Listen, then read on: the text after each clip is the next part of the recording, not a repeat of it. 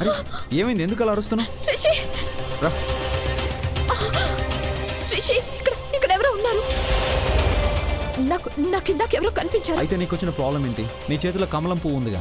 రిషి నేనేం జోక్ చేయడం లేదు, నిజంగా నాకెవరో కనిపించారు. పెద్ద జంతువు ఏదో ఉంది ఇక్కడ. ఎక్కడా జంతువు? ఫోన్ చేయి. ఎవరికి? ఆ జంతువుకా?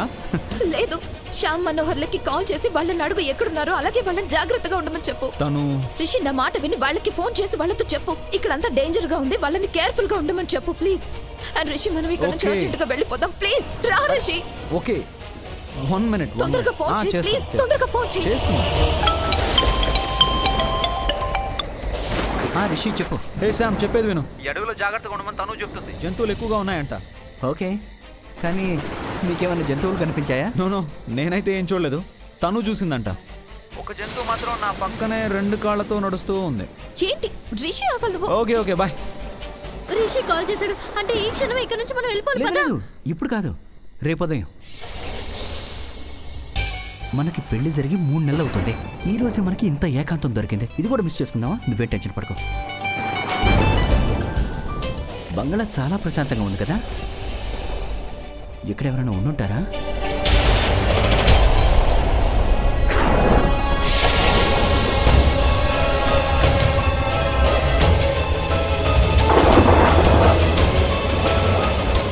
ఎవరు మీరు? నా ఇంట్లో ఏం చేస్తున్నారు? సారీ, అది చాలా రాత్రి అయింది కదా. మేము అడవిలో తప్పిపోయాం. ఈ నైట్ ఇక్కడ ఉండి రేపు పొద్దున వెళ్ళిపోతాం. లేదు, ఈ బంగళా ఖాళీగా లేదు. ఇది నేనుండే ఇల్లు. ఇక్కడ నేనొక్కడే ఉంటాను. ఇలా చీకట్లో ఎందుకు ఉంటున్నారు మీరు? నాకు ఇలా ఉండటమే ఇష్టం. ఎన్నో ఏళ్ళుగా ఇలా ఉండటం అలవాటైపోయింది. సరే, మేము వెళ్ళిపోతాం. మీకెందుకు ఇబ్బంది? సారీ ఇలా మీ ఇంట్లోకి వచ్చినందుకు. ఆగండి, మంచి వాళ్ళలా కనిపిస్తున్నారు. సరే, ఈ రాత్రికి మీరు ఇక్కడే ఉండొచ్చు. ఎలాగో నేను ఒక్కనే ఉంటానుగా. కావాలంటే మీరు పైకెళ్ళి బట్టలు మార్చుకోవచ్చు. ఈలోగా నేను భోజనం సిద్ధం చేస్తా. Thank you sir. నువ్వు తొందరగా వెళ్ళి ఫ్రెష్ అవ్వు, తర్వాత డిన్నర్ చేద్దాం. నువ్వు కూడా రావచ్చుగా. లేదు, నేను అతనికి వంటలో సాయం చేస్తాను. నువ్వు వెళ్ళు. ఫోన్ కూడా కలవడం లేదా? ఇలా మనం ఇంకా ఎంతసేపు ఎదురు చూడాలన్నయ్యా? చూస్తున్నారుగా ఎంత రాత్రి అయిందో. మనం వెళ్ళి వాళ్ళని వెతుకుదాం పదండి. మీరంతా కూడా మాతో పాటు రండి, వెళదాం. సరే పదండి. కానీ వాళ్ళని ఎక్కడైనా వెతుకుతాం? ఎక్కడి నుంచి స్టార్ట్ చేద్దామని. ఇంతమంది ఉండగా ఏదేమైనా సరే నన్నేం చేయగలదు? లక్కీగా టాక్సీ డ్రైవర్ మాకు కమలం పువ్వు ఇచ్చాడు కాబట్టి మేము ఇద్దరం ఇక్కడికి సేఫ్ గా రీచ్ అవ్వగలిగాం. లేదంటే బుద్ధుందా అసలు? ఇడియట్, నీకంతా ఎగతాళిగా ఉంటుంది. నీ గురించి నేనెంత కంగారు పడ్డానో తెలుసా? నిన్ను చూసాకే ప్రాణం తిరిగొచ్చినట్టు అయ్యింది. ఎందుకు ఇలా చేసావు? రిషి, శ్యామ్ మనోహర్లు మీతోనే ఉన్నారు కదా, వాళ్ళు ఎక్కడా? అదేంటి, వాళ్ళు మాకంటే ముందే వచ్చేసరే. నువ్వు శ్యామ్తో మాట్లాడావు కదా? వాళ్ళు ఇంకా రాలేదా? వాళ్ళు ఈ పాటికే వచ్చేయాలి. మరి వాళ్ళిద్దరూ ఏమైపోయారు?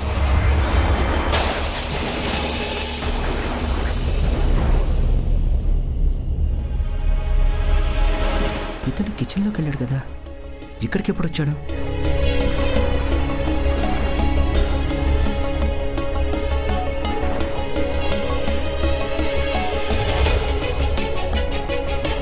సార్, నేను ఇక్కడ ఫైర్ అంటించమంటారా?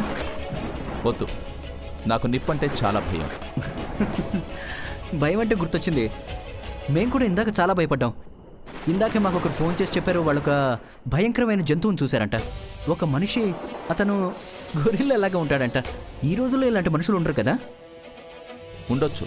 ముఖ్యంగా ఆ వ్యక్తి అడవిలోని జంతువుల చేతిలో చనిపోయి ఉంటాడు. అతను ఆ పరిస్థితుల్లోకి వెళ్ళడం వెనక ఎవరి కుట్రైనా ఉండొచ్చు.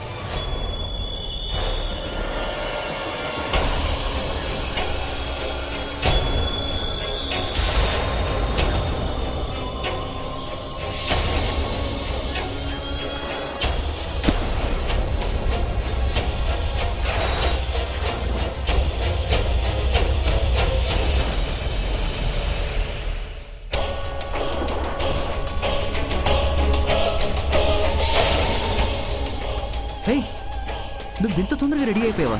భోజనం ఇంకా రెడీ అవ్వలేదు. భోజనం సిద్ధంగా ఉంది. కానీ మీరు ఇక్కడే ఉన్నారు కదా, ఇంత తొందరగా ఎలా పూర్తయింది? మీరు రండి, చాలా ఆకలిస్తుంది.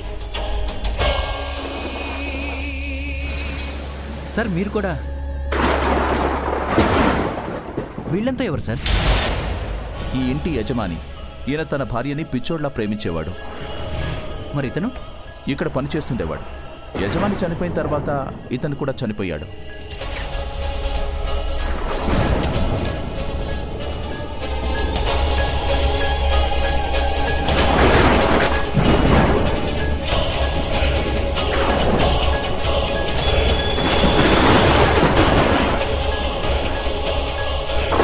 మరి ఇతను?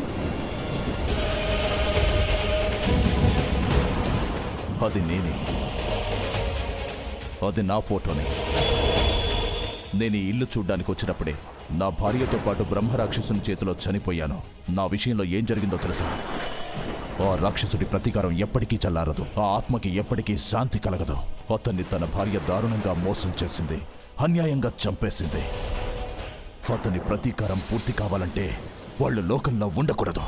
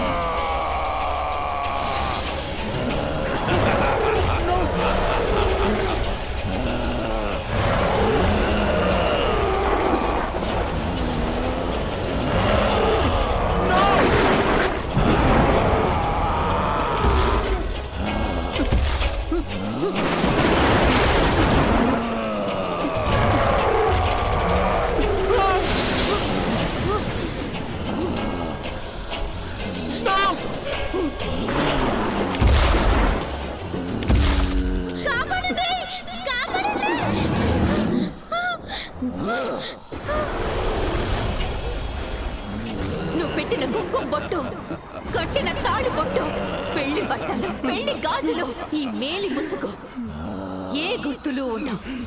నీ కథ అయిపోయింది.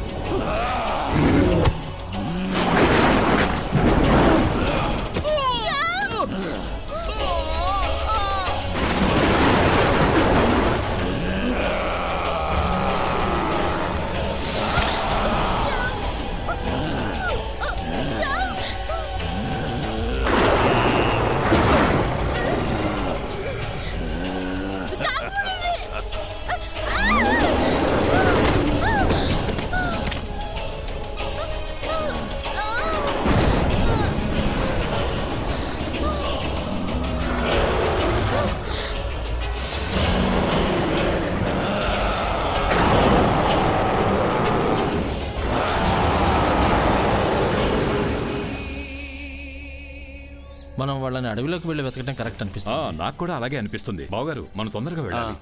పదండి.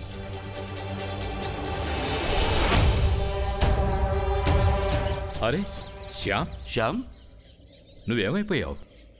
సారీ గైస్, ఇది లేట్ అయిపోయింది. మనోహర్కి అర్జెంట్ పని ఉందని వెళ్ళిపోయింది. మనోహర్ ఎక్కడికి వెళ్ళిపోయింది? అసలు అసలు మీరు ఎక్కడున్నారు? అందరూ మీకోసం ఎదురు చూస్తున్నారు. మోహిని మీకోసం ఎంత టెన్షన్ పడిందో తెలుసా? వాళ్ళ ఇంటి నుంచి ఫోన్ వచ్చింది. నేను మనోహర్ని స్టేషన్లో డ్రాప్ చేయడానికి వెళ్ళాను. తను ఆల్రెడీ బయలుదేరిపోయింది. కాసేపట్లో రీచ్ అవుతుంది. కనిషా, మనోహరి ఇంటికి ఎందుకు వెళ్ళింది? ఏమైంది తనకి? అదేంటి ఇక్కడే నిలబెట్టి మాట్లాడేస్తారా? లోపలికి వెళ్ళాక అంత వివరంగా చెప్తాను. యాక్చువల్లీ నువ్వు చెప్పింది కరెక్ట్. శ్యామనే వచ్చేసాడుగా. ఇప్పుడు చూడండి పెళ్లి ఏర్పాట్లు ఎలా జరిగిపోతాయో. జరిగిందంతా మనం మంచిగా అనుకుందాం. పదండి పదండి.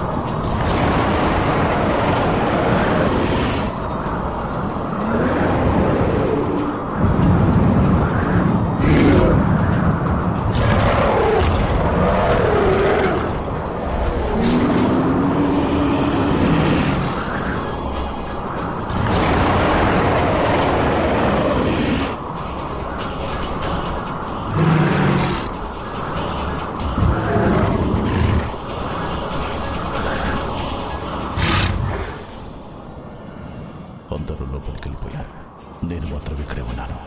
ఈ బాలు నన్ను లోపలికి వెళ్ళనివ్వడం లేదు. ఇప్పుడు నేనేం చెయ్యాలి?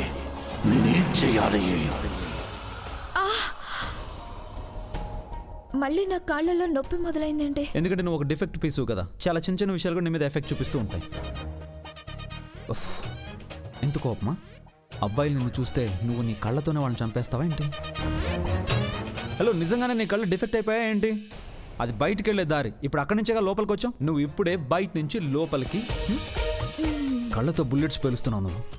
నేను ఇంకా బతకడం డౌటేనేమో. నా కళ్ళు డెఫెక్ట్ కాదు, నీ కళ్ళే డెఫెక్ట్. ఎందుకంటే నేను బయటికి దారి తెలియక వెళ్ళడం లేదు, శ్యామ్ కోసం వెళ్తున్నా. చూడు, శ్యామ్ ఇంతవరకు లోపలికి రాలేదు. ఏ శ్యామ్, అరే ఇంకా బయటే ఉన్నావంటే లోపలికి రా. అదేంటంటే నేను లోపలికి రాలేను. ఎందుకు రాలేవు? లోపలికి రాలేనంటే ఏంటి అర్థం? మార్కెట్కి వెళ్ళాలి. అయ్యో, ముందు మీరు లోపలికి రండి, టీ తాగి తర్వాత వెళ్ళండి. పెళ్లికి ఏర్పాట్లన్నీ చేసుకోవాలి. మనోహర్ కూడా లేదు కదా, నేను ఒక్కనే అయిపోయాను. ఇప్పటి నుంచో ఏర్పాట్లు మొదలు పెడితే కానీ పెళ్లి టైం కల్లా అన్నీ పూర్తయిపోతాయి. ఓకే, ఇప్పుడు అర్థమైంది. మీరు మనోహర్ని చాలా మిస్ అవుతున్నారు కదా. ఇప్పుడు చూడండి, నేను ఎలా అదరిపోయే సంగీత ఆర్గనైజ్ చేస్తాను. మీరైతే లోపలికి వచ్చి టీ తాగి డ్రెస్ చేంజ్ చేసుకోండి. ఆ తర్వాత మార్కెట్కి వెళ్ళండి. నేను కూడా మీతో పాటు మార్కెట్కి వస్తాను. మనోహరి లేకపోతే ఏంటి, నేనున్నాను కదా, నేను మీకు హెల్ప్ చేస్తాను.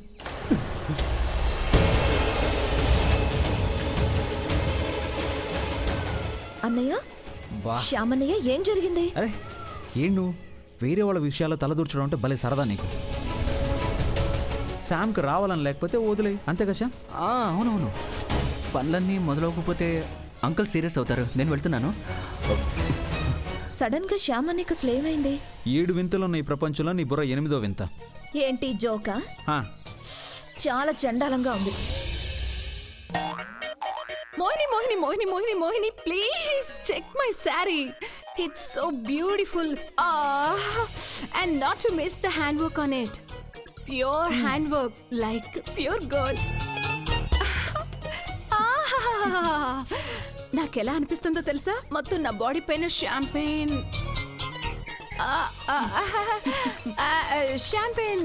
గోల్డ్ కలర్ లో ఉంటుంది. స్మెల్ ఒకటే బ్యాలెన్స్ ఉంది, ఏం పర్వాలేదు. పార్టీలో అది కూడా వచ్చేస్తుంది.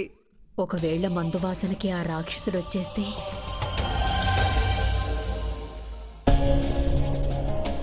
శ్యామ్ ఎక్కడికి వెళ్ళిపోయాడు? నేను చాలాసేపటి నుంచి మెసేజెస్ పంపిస్తున్నాను, రిప్లై కూడా ఇవ్వడం లేదు. పెళ్లి ఏర్పాట్లు పూర్తిగా చేస్తాడో లేదో కూడా తెలియడం లేదు. నాకేం చేయాలో అర్థం కావట్లేదు. ఏ తను గాయత్రి, నీకు వింతగా అనిపించట్లేదా? అనిల్ అన్నయ్య గారు బ్రహ్మరాక్షసుడు ఉన్నాడని బాగా నమ్ముతున్నారు. అయినా సరే మనల్ని అందరినీ ఇక్కడికి తీసుకొచ్చారు. నేను అంతకంటే ముందుకే ఆలోచిస్తున్నాను. నేను అసలు ఈ బ్రహ్మ రాక్షసుడు నాన్ సెన్స్ అస్సలు నమ్మను. కానీ ఇవన్నీ నమ్ముతూ కూడా ఇక్కడెందుకు హోటల్ తీసుకుంటున్నారు? ఇమాజిన్, టూరిస్టులకి ఏం చెప్తాడో. రండి మా హోటల్లో ఉండండి, చూడండి ఇక్కడ బ్రహ్మ రాక్షసుడు ఉన్నాడు. ఇలా చెబితే అందరూ వింతగా చూస్తారు. ఒక్క మాటలో చెప్పాలంటే ఈ ప్లేస్ మనకు ఒక నిధి లాంటిది. ఇంకొక విషయం, నేపాల్లో యతి గురించి తెలియగానే ఆ ప్లేస్ చూస్తుండగానే ఫేమస్ అయిపోయింది. టూరిస్టులు అక్కడ బారులు తీరారు కదా, చూస్తుండండి ఇక్కడ కూడా అదే జరుగుతుంది.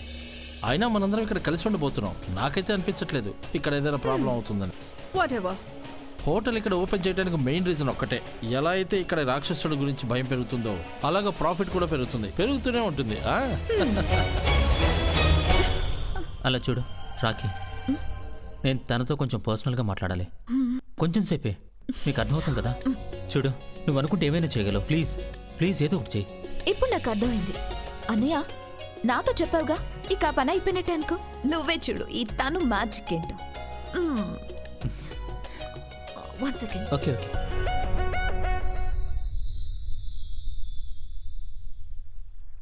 అరే, ఇది పెళ్ళిళ్ళు కదా, హడావిడి కనిపించాలి కదా. మరి ఉత్సాహం, సంతోషం, డాన్స్, మ్యూజిక్.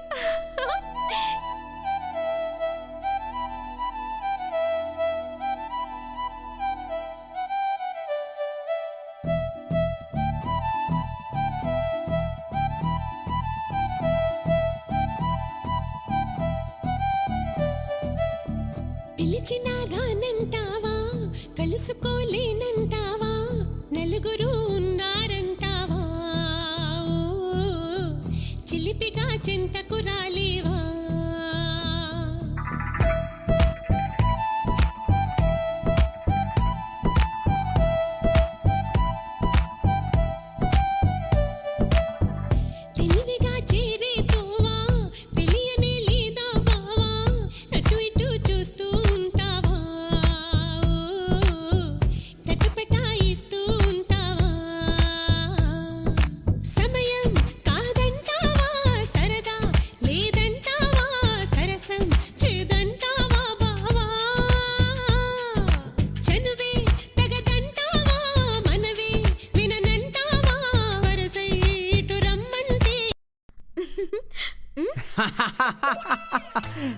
ఒక పని చేద్దాం, ఈ సర్కస్ ఉంది కదా, ఐ మీన్ నువ్వు డాన్స్ చేస్తున్న సాంగ్ ఉంది కదా, అది ఈ ఊరు వాళ్ళకి డెడికేట్ చేద్దాం. లేకపోతే ఏంటి, ఎలాంటి సాంగ్ సెలెక్ట్ చేసుకున్నావో చూడు, ఆ పాట వింటుంటే గంగరెద్దులను ఆడించడానికి సెలెక్ట్ చేసుకున్నట్టుంది. అయితే నువ్వే చెప్పు ఏ సాంగ్ మీద డాన్స్ చేయాలో. నువ్వు కేవు కేక సాంగ్ డాన్స్ చేయి. నేను నీకోసం ఆ సాంగ్ని రీమిక్స్ చేసి టైటిల్ ఏమని పెడతాను తెలుసా? అర్ధరాత్రి ప్యాలెస్లో చంద్రముఖి అని పెడతాను. ఎలా ఉంది? ఇడియట్. యాక్చువల్లీ నువ్వు కాదులే కానీ నీకైనా పర్ఫెక్ట్గా చేసే వాళ్ళ దగ్గర నేర్చుకుంటాను. ఒకవేళ నువ్వు చెప్పినట్లు చేశానంటే అందరి ముందు నవ్వులు పాలవడం గ్యారంటీ. తర్వాత ఎవరికి నా మొహం కూడా చూపించుకోలేను. ఓ ఇప్పుడు అర్థమైంది. నిన్ను నువ్వు రాక్ స్టార్ అనుకుంటున్నావు కదా. ఏమైనా అనుకో, బట్ అది ప్రూవ్ చేసి చూపించు. ప్రూవ్ చేయాలా? Just wait and watch. ఇప్పుడు చూడు ఈ రాక్ స్టార్ ఏం చేస్తాడో. సర్పంచ్ గారు రమ్మన్నారు. ఆహా, ఊళ్ళో ఏదో పెద్ద ప్రమాదం జరిగిందట. ఊళ్ళో ప్రమాదం జరిగిందా? ఆ.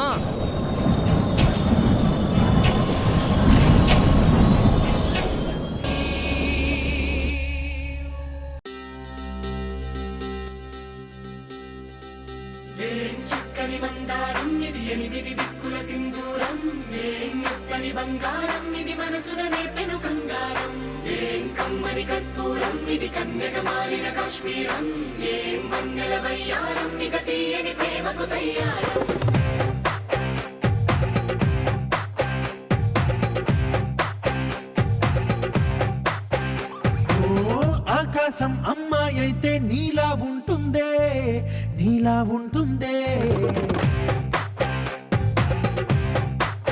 ఓ ఆనందం అల్లరి చేస్తే నాలా ఉంటుందే, నాలా ఉంటుందే.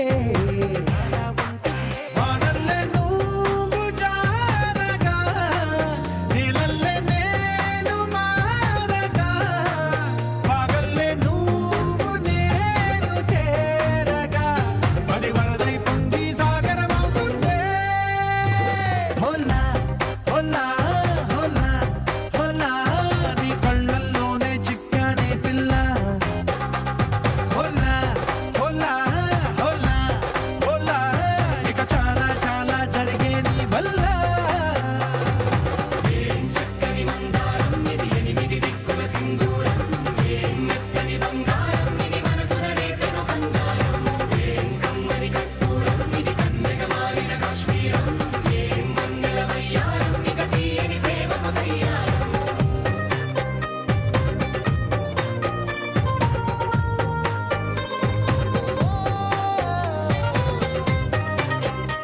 అది కాదన్నయ్య, ఆంటీ చూసారంటే చాలా సీరియస్ అవుతారు. ఊరికే పిరికోళ్ళ మాట్లాడద్దు. మందు ఎక్కడుంది, ఎక్కడుందో చెప్పు. ఇందులో మందు లేదు, అర్థమైందా? ఒకవేళ ఎవరన్నా అడిగినా ఇందులో మందు లేదైనా వాళ్ళతో చెప్పాలి. తొందరగా నడు. సరే.